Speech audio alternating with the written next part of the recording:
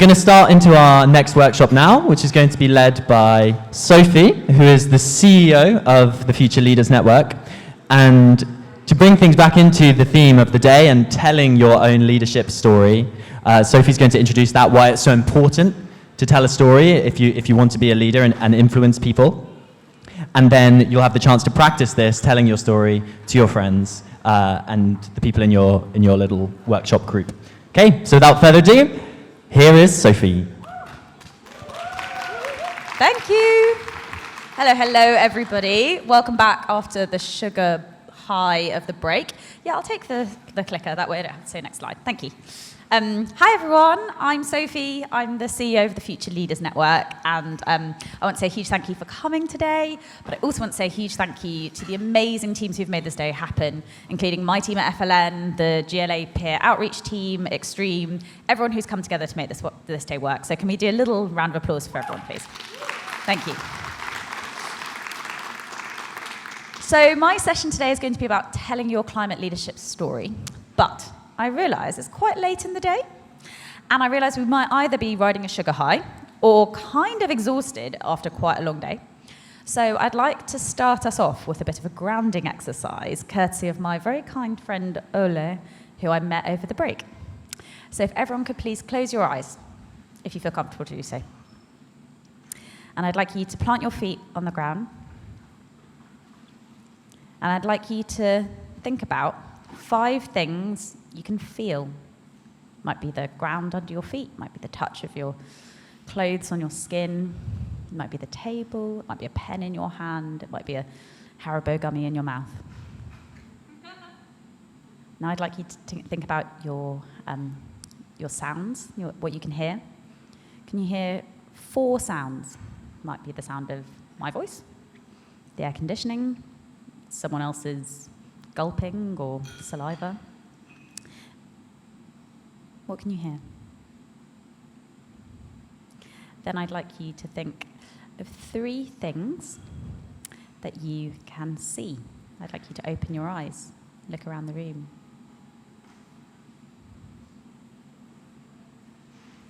And I'd like you to think about something you can taste. Might be that Haribo gummy again. Might be that water, that cup of tea. And lastly, is there anything you can smell? Hopefully oxygen. Don't know whether you can smell that though. I hope that's brought everyone back into the room after our break. And I also hope that's helped you just to connect a little bit back with yourself. It's quite easy at these events to kind of be lost in what other people are telling you. But actually what I really want you to do in this session is to reconnect with who you are and what you're feeling. And so this entire session is going to be all about telling your climate leadership story. I'd like to kick us off with, why does storytelling matter? I'm going to ask a question at the start. Did anyone watch the TED Talk that we sent out in the email yesterday? Yes. Okay, we've got a couple of people. You guys, you get a round of applause. Thank you. Love that. I love that. Okay. So I'm actually going to tell you a little bit of something that's a bit different to what they told you in that TED Talk, but it is all linked and completely aligned. Has anyone read the book Homo Sapiens? Yeah. Okay. So Yuval Noah Harari is quite an interesting author. And one of the kind of key sentiments of his book is that storytelling is as old as humankind itself. Telling stories is actually what sets us apart. Between 70,000 and 30,000 years ago, something quite incredible happened. Mankind experienced what's called the cognitive revolution. So there's a lot of reasons why that might have happened, but one of the arguments is that we discovered fire, and fire meant that we could cook more food, and that meant we got bigger brains. And we could grow bigger brains because we could release more energy from our food. And that somehow created this amazing thing called language. Now, what I don't want you to think is that we are the only organisms in the world that communicate. Pretty much every organism, every living being will communicate in some way. You might have heard of bees that have, they do these funny dances with their butts, and that indicates to people where the nearest pollinating flowers are so they can go and find them. Those are all completely true. But what humankind has that's different is that we have the ability to communicate things that actually don't exist. So bees can tell you where the nearest, lovely flower is, but actually humans can tell you, but what if we get invaded by aliens that we have never seen? Imagine a unicorn. What would that look like? Humans are so different because they can imagine things that do not currently exist. And it's the ability to imagine ideas as opposed to just our physical reality that sets us apart. And that actually really paved the way for so many amazing things about what made humankind work together. So we live in societies that are much bigger than can be managed just by normal word of mouth, right? Than just by speaking to each other.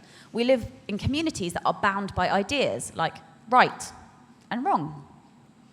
Like, you probably should not push that old lady in front of the car, or actually we all wear clothes, right? Ideas are the things that humankind deals with.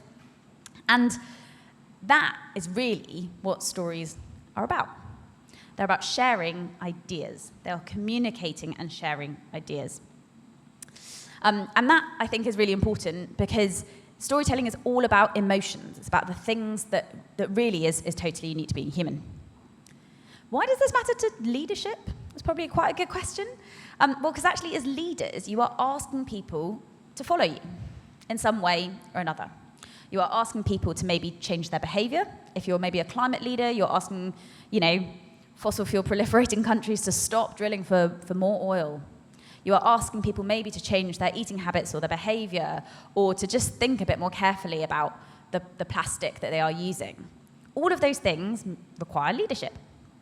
And really interestingly, we make decisions about whether or not to do something not based on data, but based on stories, based on emotions. And you might remember from that TED talk, actually, that they say that they looked at people who'd had damaged parts of their brains where they couldn't feel emotions. And those people really struggled with decision-making because emotions govern decision-making, not facts. And so the important thing about storytelling and leadership is stories help us to persuade people to follow us. They should rely on facts, yeah, totally. I'm not advocating not having a story based on facts, but I am encouraging you to think about the emotions, the feelings that you are helping people to think through. So, actually, I'm going to go back. I might have given you a bit of a head start there. Can you remember what the 3 big components of a good story were? Those lovely people who managed to watch the TED Talk. No? You didn't watch it, but you have an idea? Yeah, go for it. Something can connect with an emotion. Yeah, absolutely. I love that. Thank you. I'll come back to that in a sec. Anyone else? You look like you're about to say something. No, you were stretching. Okay, cool. Yes? Yeah, a conclusion or some kind of lesson. Love it. Anyone else? Just got an idea about what makes a good story. Go for it.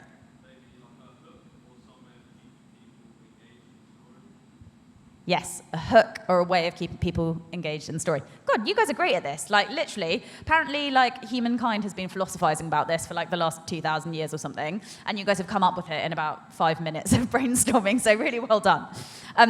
There are 3 pillars of making a really, really good story. The first is context.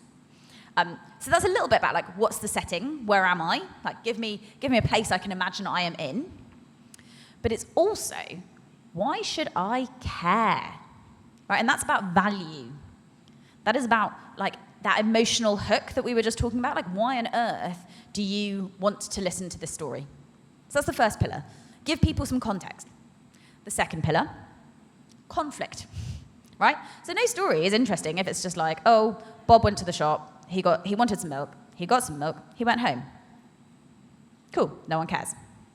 But if it's Bob wanted to go to the shops to get some milk, but on the way he found a giant river that he wasn't expecting and he had to traverse it by building a raft and making friends with someone else who could get him across to the other side, and then he finally got to the shop and they'd run out of milk. Right? That's a story that you care about. You want to see something that is a bit tricky in the middle. And importantly, what you want to weave here is tension, right? So someone's going, "Ooh, what's going to happen next? I want to know. What's Bob doing?" That sense that you might have when your friend is telling a really exciting story, that's conflict and tension in play. Then the third bit is an outcome. It's an idea. The main thing is like, what's the takeaway? So part of it is like, what happened? You have to conclude your story with something, not just ... But more than that, the best stories leave you with an idea, something that you can no longer unsee. It's like a truth that has suddenly been dawned upon you in the world. Now, don't worry, it doesn't have to be like, completely, game-changing where you guys have suddenly discovered the way to world peace.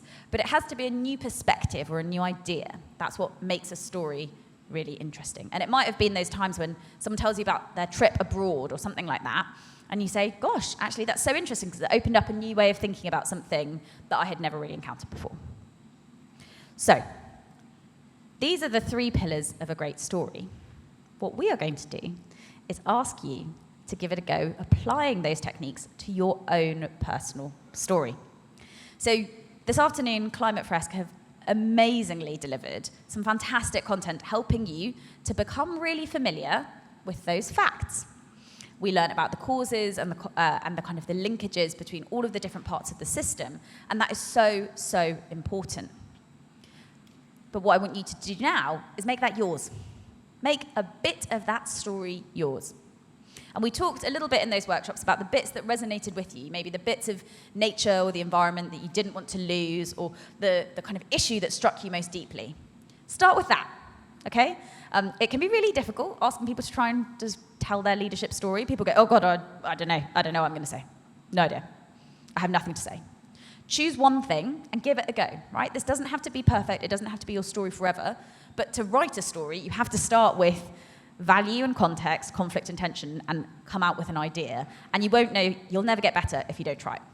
So pick a part of the climate change puzzle that matters to you. Talk about why it matters to you, right? Set the context. Then talk about some challenges that you have personally encountered in either tackling that or solving that. And then lastly, talk about an outcome. Either what are you doing differently, what are you calling other people to do differently, and what's the idea that your listener is going to take away. Maybe I'll just give you an example, because I always think it's really important not to give people a framework and then be like, sayonara, enjoy, without having given them an example to try and kind of put that into perspective. So I will give you one that I kind of spitballed this morning, right? I grew up in the south of Portugal. Every day in the summer, I would go and swim in the sea. I worked as a waitress in a beach bar, and I loved the beach. The sea was my best friend. When I was swimming, I was complete. But the beach is also a huge source of tourism in Portugal, and gradually I started to see our beaches becoming more and more busy with more and more tourists who would continuously leave, like crisp packets and litter and cigarette stubs. And I increasingly viewed the beach as a source of income. That's why I went and worked in a beach bar, because I could see that actually that was an easy way to be part and close to nature, but also to earn a living. And then gradually the beach kind of faded away, and all I really thought about was making a living. And I moved to London, and I was nowhere near a beach, and I kind of forgot about a beach. Until lockdown, when I got stuck in Portugal with my parents again. And I was back on that beach alone, because it was lockdown. And suddenly I reconnected with this place that I hadn't been before. And so for me, a big part of my continued leadership journey is going to be about how I can combine both making a living and earning, being able to afford the life that I want to live, with protecting the nature that I really love. And I hope that other people can find that it is a balance of both. Cool? I mean, that was literally what I thought of in like 30 seconds. So, thank you. The applause is unnecessary. What I wanted to show was that you can think of it in about 5 minutes.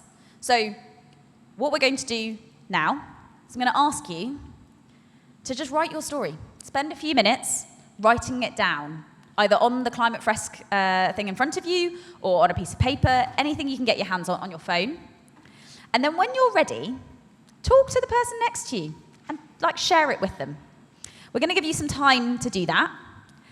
And then, at the very end, we're going to invite anyone who feels brave enough to come up on stage and share their story with everyone. And we really hope that some of you will take that opportunity to do so, because what I want you to leave today with is progress over perfection. You will always think there is, it's not perfect, it's not a perfect story. Everyone else's story is better. But you will never get to a perfect story if you don't even try. So give it a go, practice it in pairs, and then we'll invite some people at the end to come up on stage, and I'll be going around and giving you a hand. So let me know if you have any questions, but other than that, enjoy, and I'll see you back here in about 20 minutes when we will invite people back up on stage. Thank you.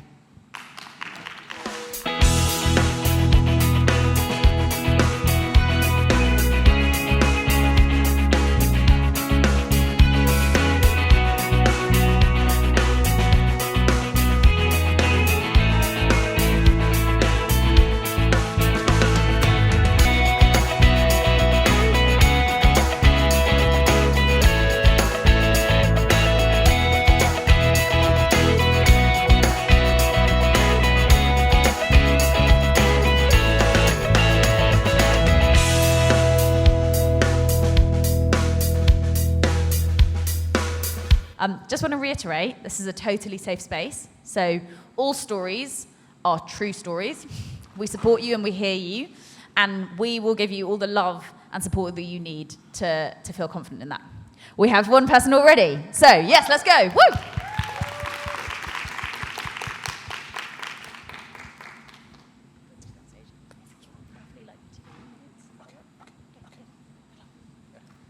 So, like Sophie, my one's kind of like a miscellaneous thought that just grew and I expanded it.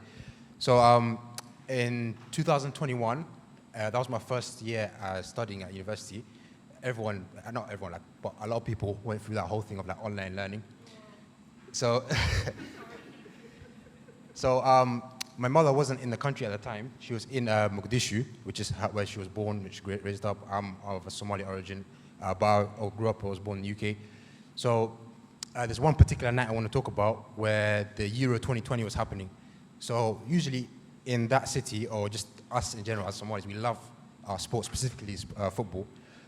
So what happened was, so the final is happening. So there's a lot of hotels and cafes and restaurants. It's like the football culture there is very, it's very like rife and energetic. So I got ready, I left the house, and I went to like the main road, and the main road is buzzing with a lot of tuk-tuks that are going every single second. So I hailed one tuk-tuk down, I got on, and I literally cannot make this up, it was like it was scripted. The tuk-tuk driver had an English shirt with the Rooney at the back of his shirt. I asked him if it was intentional, but it was like a very unintentional, and he just happened to have the English shirt on. So obviously that sparked conversation, he started asking me about life, about the UK, and he was telling me about life living in Mogadishu. So as I was obviously a diaspora who didn't really grow up in Somalia, it was very good to hear his perspective, and for him to hear my perspective of growing up in the UK. But the part that's relevant to climate, that made me think about climate, is I had a water bottle that I was sipping. So that water bottle eventually, it finished, and I had an empty plastic water bottle in my hand. And I was holding onto that water bottle, waiting to get to my destination, i.e. the hotel, where they have like the big screen, to use their bin to throw it away. I didn't want litter. So we were talking, and he must have seen me in like his rearview mirror, and he asked me, why are you holding on to this bottle? What's going on? And I said to him, listen, I don't want litter. And he said, listen, it's good, you're a good citizen. He made a joke about that. And then he just literally turned around, grabbed the water bottle, and just chucked it, like while he's driving. And I was like, wow, what's up with that? It's like, listen, like, this is Somalia. This is not how it works, or something like that. So that made me really think deeply about the fact that in my position, for me to basically, think about all these little things and these things that are very second nature, for me not to throw things away and be very conscious about that stuff is a privilege in of itself. Because for him, I am his customer. So his livelihood depends on, when I get off, there's another person that's going to come on. When I get off, there's another person has to come on. So he's thinking about his day-to-day life and constantly just surviving. So I think what the conclusion here is there's a massive disparity in what's in a height in the pecking order of important things in people's lives in day to day. And I think it's important to contextualize that and not be the person to tell them, tell people who live in the global south what's ethical and what's not, why you should be doing this, why you shouldn't. Because at the end of the day, it is us who are in the global north who are doing the majority of the damage. So that's my story.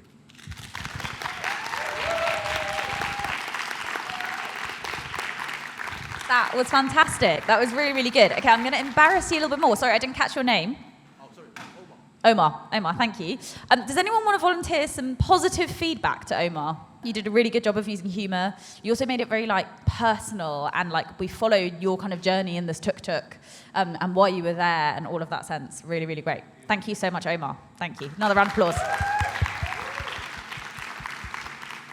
Okay, would anyone else like to volunteer to tell their story?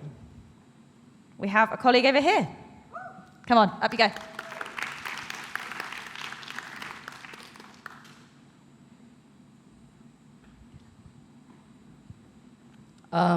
Hi, my name is Aisha, and I'd like to talk about my story in related to someone who's very close and dear to me. So growing up, I grew up with an older brother called Mohammed, and he has a disability called Williams syndrome. I don't know if anyone knows what that is. It's a genetic disorder which causes him to have speech development and brain development, and it causes him to not be able to develop normally as we do, grow, contain knowledge, communicate. And as I grow up, I see that we view the world in different places. When COVID began, I could understand that there was a disease going around, that there was affecting people, that people were stopping doing their jobs. There was lack of toilet paper. I remember people running in supermarkets and you'd go and they'd be like, oh, damn, there's no toilet paper. And my brother could just not understand that concept. But there are things in this world he can understand. He can understand the beauty of nature and animals, and that just got me thinking, climate change is affecting that. And that is one thing that my brother and people like him can connect to. And I sit here and think, why are we destroying the earth like this? Why are we as human beings not acknowledging this and trying to fix this? Because if there's no nature and animals and beauty, then that's one less way that my brother can communicate with the world. He can't have normal conversations like I can have with you right now. He can't stand up and talk to you like this. But he can look at a picture of an animal and smile and make the sounds and laugh and cry about all the little things in the world. But he can't communicate like we can. And I think it's important for people like him and all other people who have a disability that stops them from seeing the world like we do. And I just wanted to share my story with you.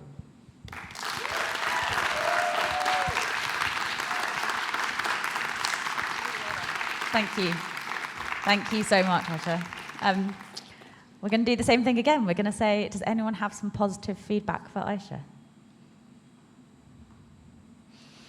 I'm going to go to Therese over here. I think it was incredibly brave for you to talk so openly about your family and how it's affected you and how it's changed your perspective. And I just want to thank you for allowing us into that, basically. Yeah, thank you. Yeah, and when we're talking about kind of what makes a good story, it's about coming out at the other end of it with something that you can no longer unsee, and something that just kind of my eyes just opened as you were speaking was around how nature connects all of us. And actually that includes whether or not you can communicate, in the case of your brother, but also whether we speak the same language, we can still look at the same landscape and feel that same sense of connection. And I just love that. So thank you so much. Okay, I'm afraid we're just drawing to an end. I'm so sorry. I have loved hearing your stories, and the important thing to say is that please continue to share them. So what we would love for you to do at the end of today, and Theo will talk about this a little bit later on, is film yourself telling your story and send it to us. And the top story will have a professional edit and will be posted on Extremes platforms, and we'll also be sharing some more through the Future Leaders Network on our social media channels. So don't see this as the end of your climate leadership story. Please use this just as the start. Send us your story. We will give you feedback, really happy to give you feedback, and we will share your story more widely. So thank you all so much. Thank you for connecting. Thank you for sharing your stories, whether it was on stage or on your tables, or just on your notebook. I hope this is the start of your journey, and thank you so much.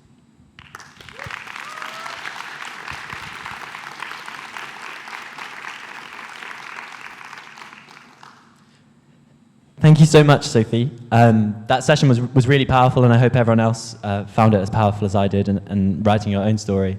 And I'd also like to say I was very moved by that last story. I also had a disabled brother, and so I just want to say thank you.